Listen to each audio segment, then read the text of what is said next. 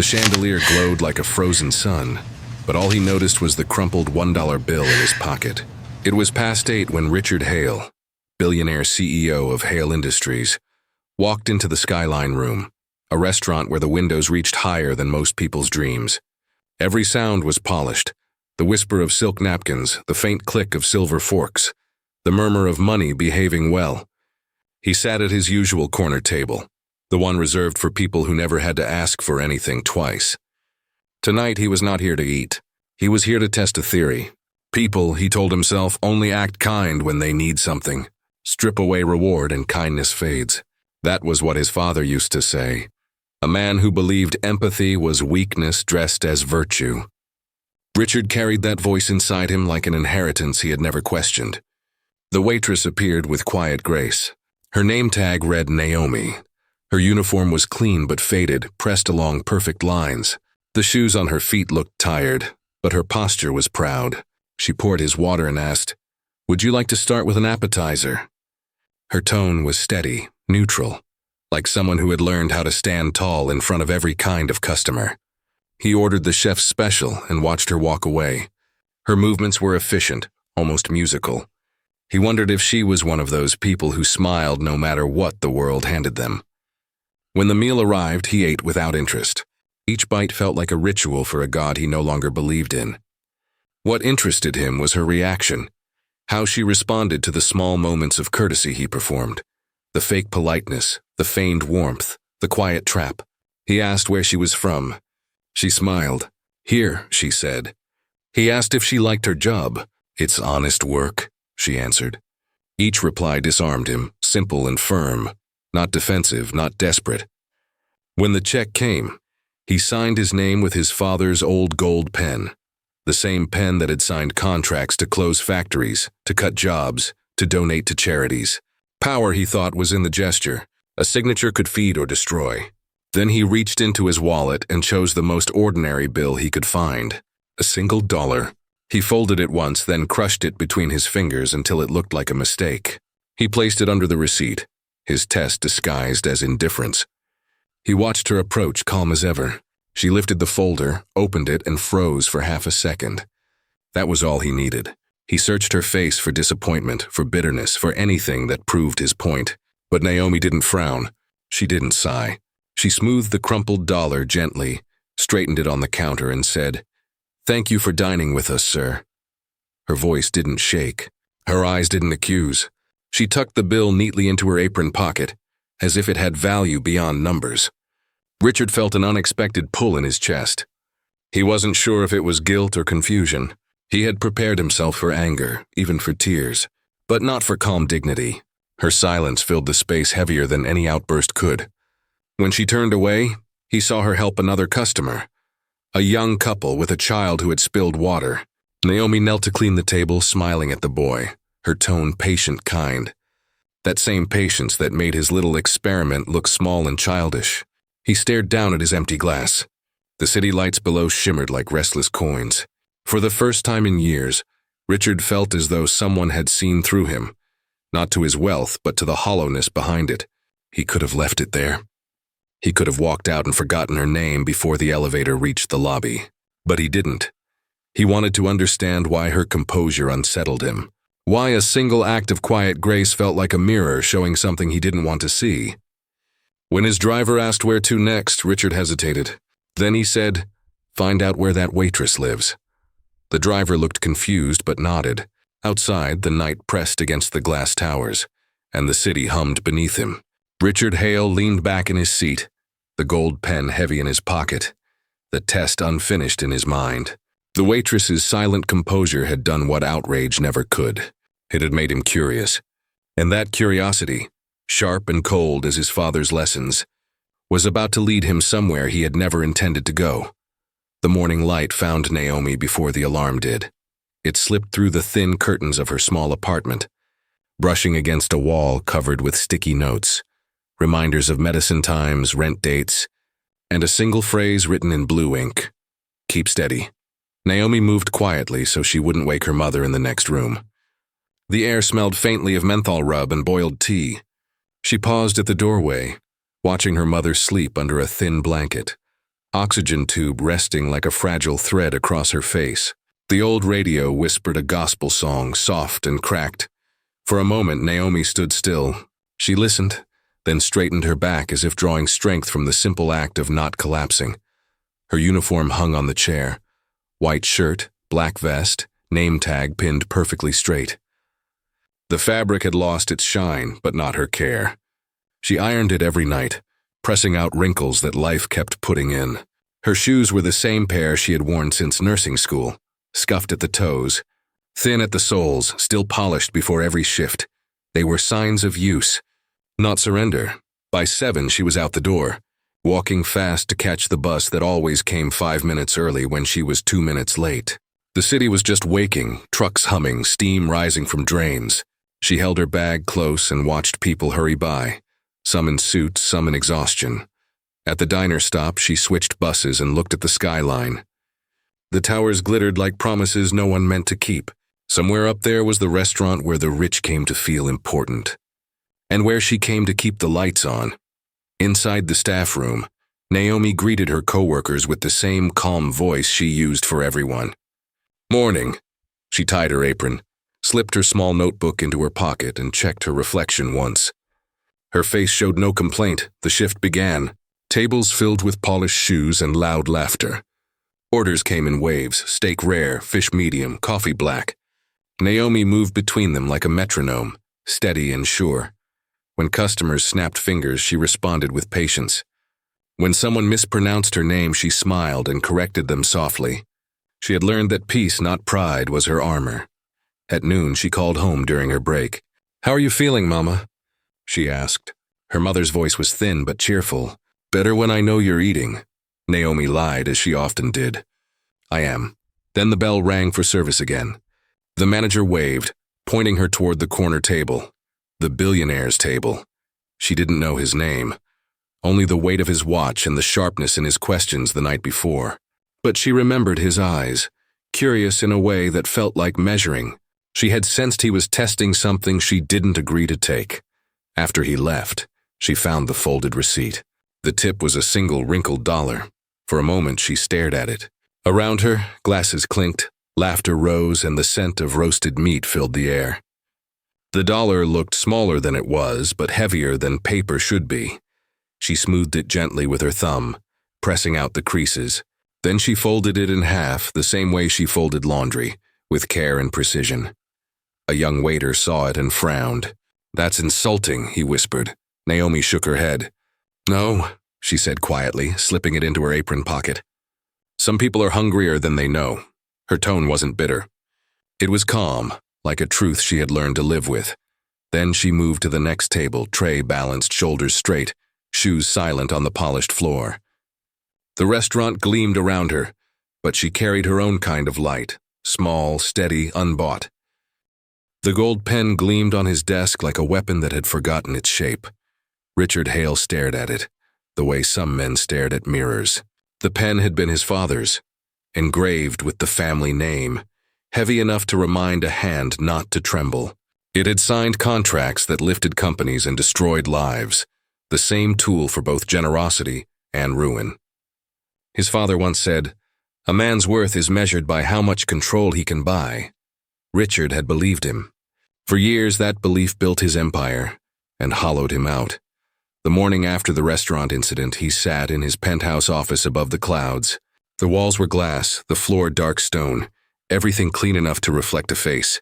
Yet the silence pressed too tightly, like air that had stopped moving.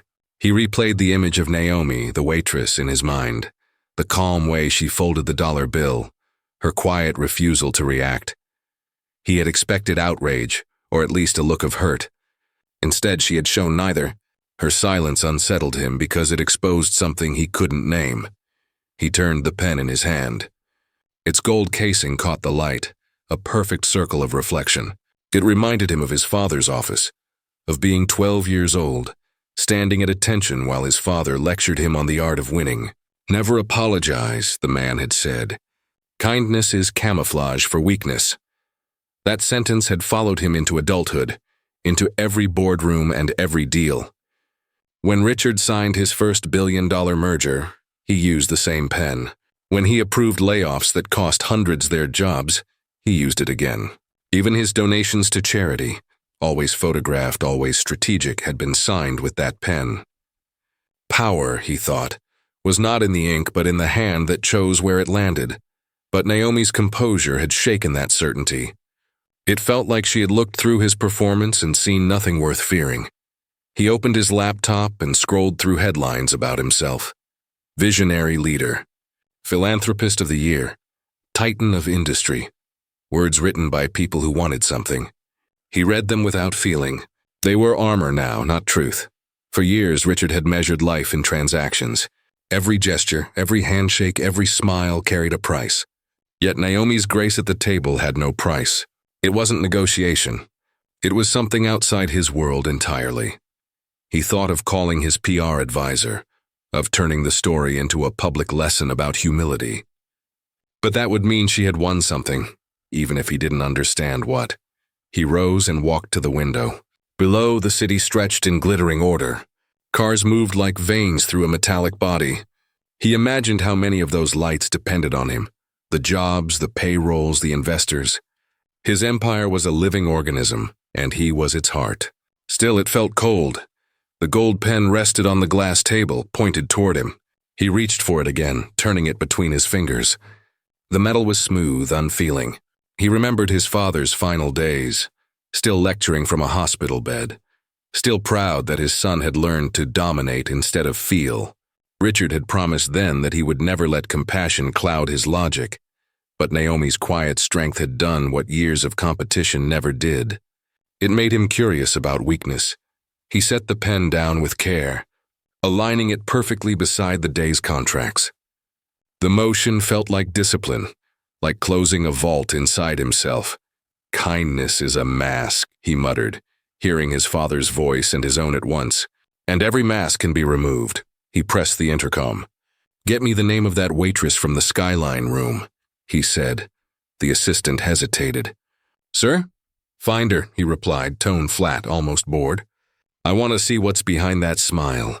As the line clicked off, Richard looked once more at the gold pen. It gleamed under the office light, innocent and merciless, the same as every choice he had ever made. He decided that the experiment wasn't over. He would prove that kindness was nothing more than a trick of the powerless, and this time, he would make sure the mask came off. The ladle gleamed like a mirror that refused to flatter. Steam rose from the soup line, curling through the air of the downtown shelter where the rich never came. Except today, Richard Hale stood at the entrance wearing casual clothes meant to look ordinary. His assistant had arranged everything, a surprise visit to one of the charities funded by his foundation. A photographer waited outside for the approved shots. Billionaire among the poor, compassion on display. But that wasn't why Richard was here. He wasn't after headlines this time. He wanted to see her again, the waitress from the Skyline room. Naomi. He had learned she volunteered here twice a week, serving meals to people who couldn't afford even a cup of coffee. She had turned down extra pay to do it. That, to him, was the most suspicious thing of all. He entered the hall and scanned the crowd. Long tables filled the room, lined with men and women whose faces carried the dull glaze of endurance. Volunteers moved between them with trays and paper cups, and then he saw her, hair tied back, sleeves rolled, ladle in hand. The same calm rhythm, the same quiet strength.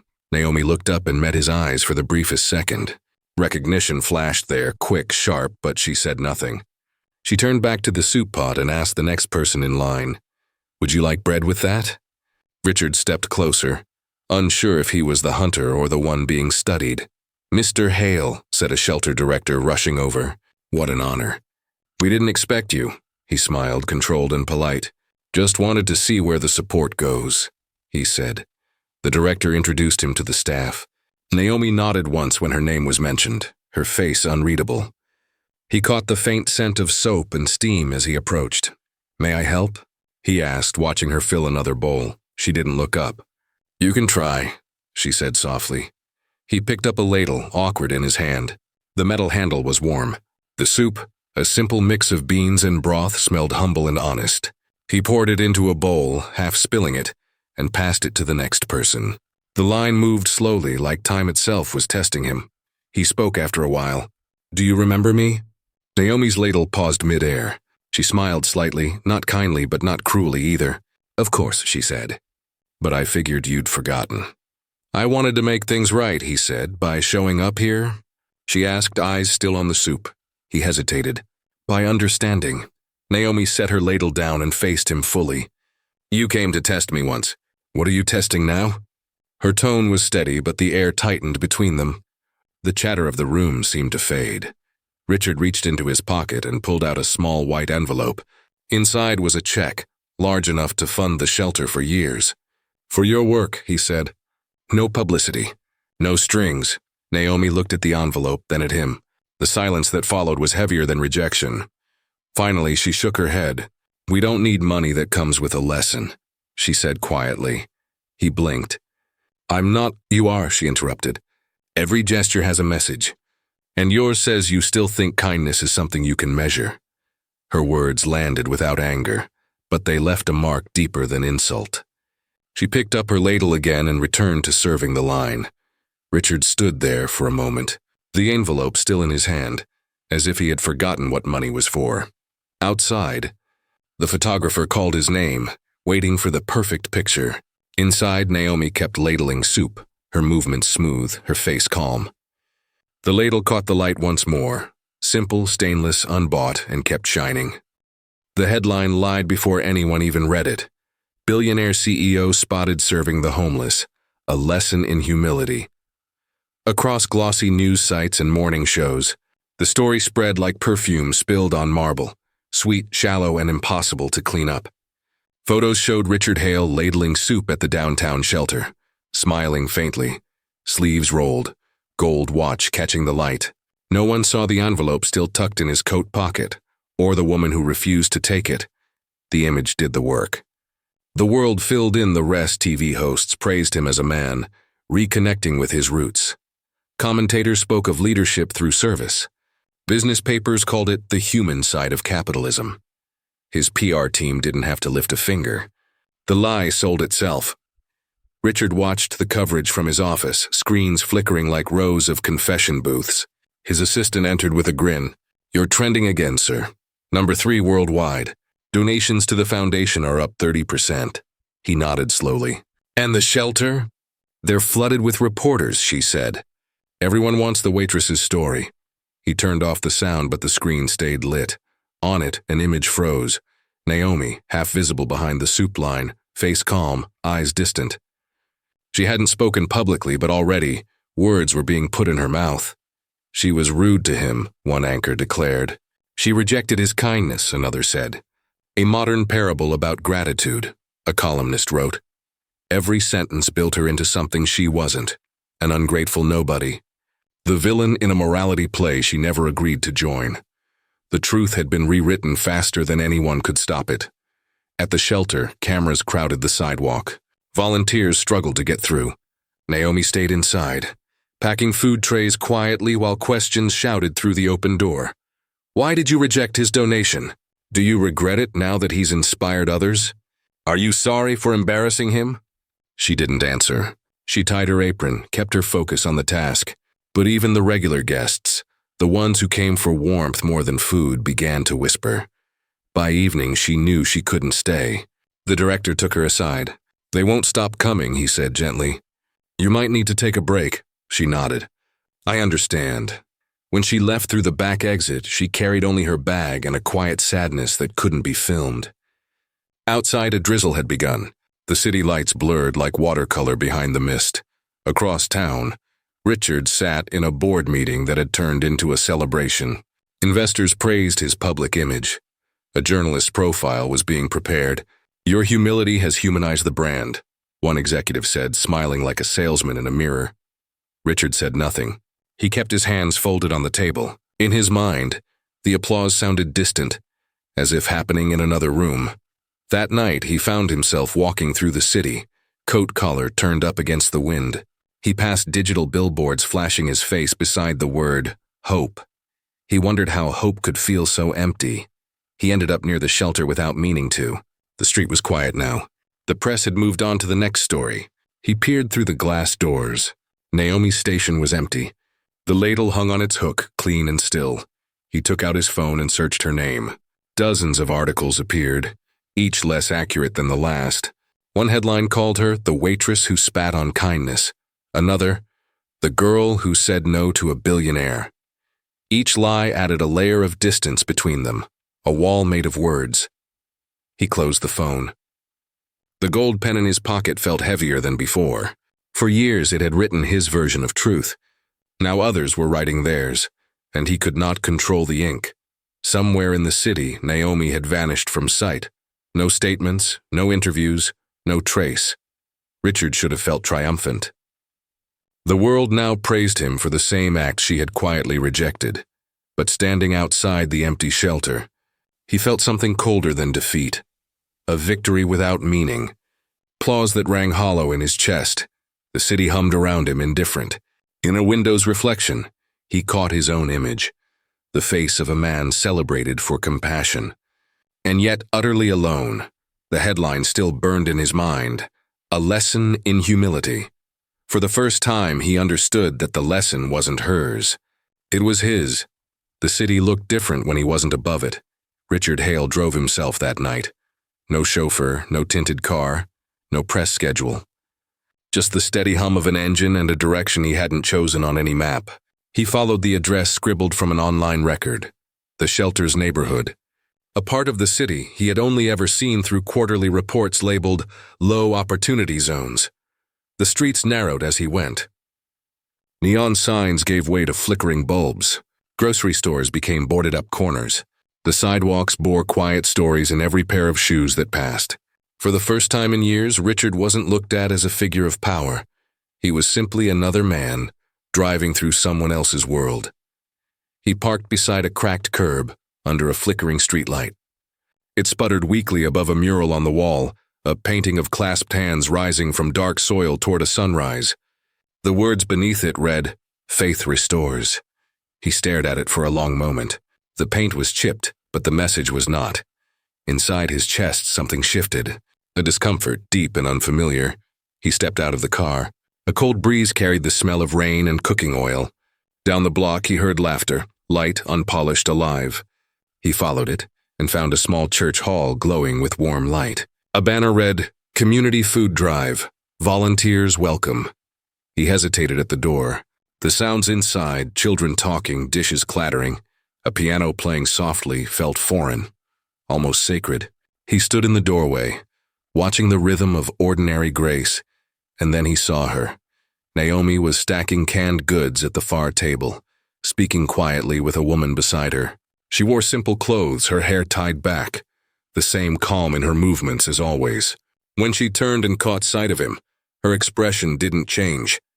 No surprise, no anger, just acknowledgement, like she was seeing someone she'd passed on the street. Richard froze. The last time they had met, her refusal had humiliated him in ways he couldn't name. He had expected her to avoid him, or at least react. Instead, she smiled lightly and waved him in. "Are you here to help?" she asked. Her tone was polite, unburdened. He nodded slowly. "If you'll have me." "Always room for another pair of hands," she said, handing him a box. He took it. It was heavier than he expected. He stacked cans beside hers, unsure what to say. Around them, volunteers moved with purpose. Students, parents, elders. All working without applause, without cameras. Every small action felt honest in a way his world had forgotten. He watched a child fill paper bags with bread and fruit, laughing with his mother. A man with tired eyes offered his own coat to a stranger. No one asked for recognition. No one competed. And Richard, the man who had built towers of glass and profit, suddenly felt the weight of all the air between them. "Why do you do this?" he asked finally. Naomi didn't look up. "Because someone should." "It doesn't fix everything," he said quietly. She placed a can on the table. "Neither does money. But both can feed someone." Her words landed gently, not meant to wound. But they did. Outside, the streetlight flickered again, flashing across the mural. "Faith restores." He thought of how his life had been built on another creed entirely. Control defines. One letter apart, but a world of difference. When the night's work was done, Naomi wiped her hands and began to leave. He wanted to stop her, to confess something he hadn't yet understood, but she turned, smiling in the soft way that made no demands. "Good night." "Mr. Hale," she said, using his name as if it carried no power at all. "Good night," he replied, voice low. As she walked away, the streetlight above her steadied, no longer flickering, just shining. Richard stood alone beside the mural, hands still dusty from work that wasn't his, and realized the truth he had tried to outrun. He had spent his life feeding an empire, but never a soul, and for the first time he wanted to start. The paper cup trembled in his hand like truth too small to hold. Richard Hale stood outside the church again, the same one with the flickering streetlight and the mural that whispered faith restores. The mural's colors were faded now, washed by rain and time, but its message refused to disappear. Neither, it seemed, could his guilt. He had rehearsed his apology for days, trying to shape it into the right combination of words. Clean, efficient, controlled. But every version sounded like a press release. What he wanted now couldn't be written in bullet points. Inside the hall, volunteers were cleaning up after another food drive. Naomi was there, gathering leftover bread into brown bags, her hair wrapped in a scarf, sleeves rolled. She looked tired but steady. Her movements had the rhythm of someone who had made peace with long days. He walked in quietly, unannounced. The sound of his footsteps on the old wooden floor drew her attention.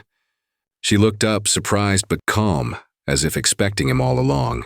"Mr. Hale," she said, her tone even. "You came back." He nodded once. "I did." The silence that followed carried more weight than words. Around them the room emptied. Only the hum of a refrigerator and the soft rustle of plastic bags remained. He cleared his throat. "I owe you something," he said. "Not money. Not a headline. Just the truth." Naomi didn't respond. She simply waited, her eyes patient but searching. "I did what I did because I wanted to test you," he continued. "I wanted to prove that kindness is an act people perform, not something they live. I thought I was studying weakness, but I was really exposing my own." His voice cracked slightly. "You handled it better than I did." Naomi said nothing. She picked up a paper cup from the counter, filled it with water, and handed it to him. "Here," she said. He accepted it, confused. "What's this for?" "Thirst," she answered. "Everyone has it. Some for water, some for meaning." The cup was thin, almost weightless. The kind used at shelters and street corners, cheap, disposable, unimportant. Yet as he held it, Richard felt the humility of it sink into him. The water inside was plain, unadorned, but it felt like something pure. He took a sip. It steadied his hands. "I've spent years building things that looked good from a distance," he said. "But up close, they were empty. You showed me that." Naomi finally met his gaze. "I wasn't trying to. I know. That's why it mattered." For the first time in years, he didn't feel like a CEO explaining results. He felt like a man trying to unlearn his own shadow. "I'm sorry," he said quietly. The words came without strategy. "Not for what people saw.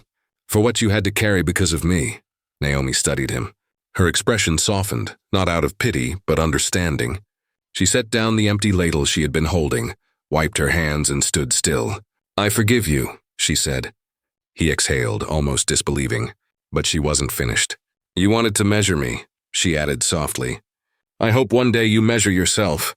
Her words didn't accuse. They revealed, like sunlight uncovering what darkness had hidden. He nodded, eyes lowering to the paper cup still in his hand. It was half empty now, but for the first time he saw what fullness meant. As he turned to leave, she called after him. "Mr. Hale." He looked back. "Next time," she said, "don't test kindness. Practice it." Outside, the streetlight above the mural flickered once, then steadied, bright and unwavering. He walked into the light, the cup still in his hand, and for the first time it didn't feel small. The framed dollar bill hung above her desk like a quiet truth that refused to fade. Naomi had placed it there months ago, creased, softened, and smoothed flat under glass. Some people might have seen it as an insult preserved, but to her it was a lesson written in paper. What matters cannot be bought. Morning light filtered through her apartment window, catching on the frame. She was studying again, surrounded by nursing books stacked in uneven towers. Her mother, now stronger, hummed softly in the next room. The air smelled faintly of coffee and hope. Naomi paused her reading and looked up at the framed bill. Her lips curved into a small smile. "You started all this," she murmured. The world had long forgotten the story of the billionaire and the waitress. The news cycle had moved on, chasing louder scandals. But for both of them, that single encounter had never ended. It had simply changed shape. Across town, in a glass building that used to feel like a monument, Richard Hale stared out from his office for the last time. The skyline looked different now, less like victory, more like distance. The walls that once held his ambition now held only echoes. He was leaving. Not with disgrace, not with fanfare, just leaving. The board didn't understand. They called it a strategic withdrawal. He called it finally breathing. The gold pen that had built his empire lay on his desk, motionless beside a single letter of resignation. For the first time, he had signed something without trying to win. He walked the halls slowly, noticing things he'd ignored for years. The tired receptionist's kind eyes, the janitor's quiet nod, the smell of fresh paper. Each small thing carried a weight he had never allowed himself to feel. At the elevator, he pressed the button and thought of Naomi's words. "You wanted to measure me. I hope one day you measure yourself." He finally had. And the numbers didn't flatter him. Months passed quietly. Richard's name slipped from headlines and corporate speeches. But his actions began to speak elsewhere, in ways unseen. Checks arrived at community colleges across the city. Unsigned, but generous. Scholarships appeared for working students and healthcare programs.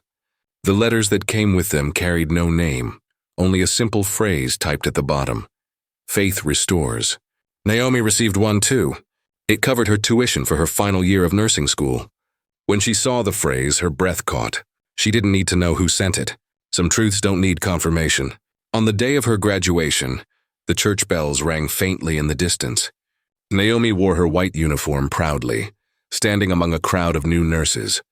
Her mother sat in the front row, tears bright but quiet. After the ceremony, Naomi returned home, placed her diploma beside the framed dollar bill, and stood for a long moment in the sunlight. The city outside buzzed, unaware of the two lives that had changed each other. She ran a hand along the frame, tracing the folds of the old bill. It wasn't a reminder of pain anymore. It was proof that dignity could survive insult, that grace could outlast pride. That same evening, far from the city, Richard Hale stood near the mural where it had all begun. The streetlight above it glowed steady now, no longer flickering. The mural's paint was weathered but strong, two hands reaching upward beneath the words, "Faith restores." He placed his gold pen at the base of the wall, a quiet offering, and stepped back. The gesture wasn't about loss. It was about release. The world he'd built had been tall but empty. This act, small and unseen, felt taller. As he turned to leave, a young volunteer walked past him carrying boxes of food. "Need a hand, sir?" the volunteer asked. Richard smiled, shaking his head. "No," he said softly. "You've already helped more than you know." The volunteer nodded and disappeared inside the church hall. Richard looked up once more at the mural, then walked away, hands free, heart lighter than it had ever been. Back in her apartment, Naomi wrote in her journal before bed. One line, nothing more. Kindness doesn't need an audience. It just needs a choice. She closed the book, turned off the lamp, and the framed dollar caught one last flash of light before darkness settled. He tested her kindness and found his own poverty exposed.